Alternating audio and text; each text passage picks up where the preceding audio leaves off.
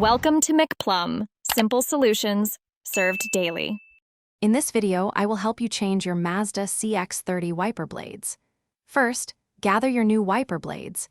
You'll typically need a 24-inch blade for the driver's side and an 18-inch blade for the passenger's side. Always ensure your vehicle is safely parked with the ignition off.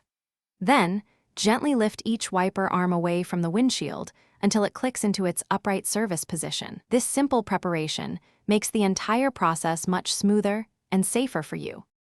Now let's remove the old blades. Look closely at the point where the wiper blade connects to the arm. You'll find a small tab or button there. Press this release tab firmly, then slide the entire old blade assembly downwards, away from the wiper arm hook.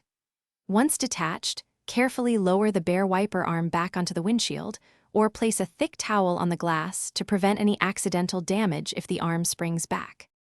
With the old blade removed, it's time to install the new one. Take your new wiper blade and align its connector with the hook on the wiper arm. Slide the new blade upwards onto the arm until you hear a distinct click, indicating it's securely locked. Give the blade a gentle tug to double-check that it's firmly attached and won't come loose during operation.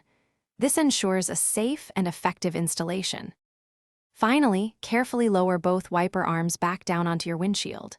Before hitting the road, activate your vehicle's washer fluid and test the new blades. Observe them closely to ensure they clear the glass smoothly and effectively, without streaking or chattering.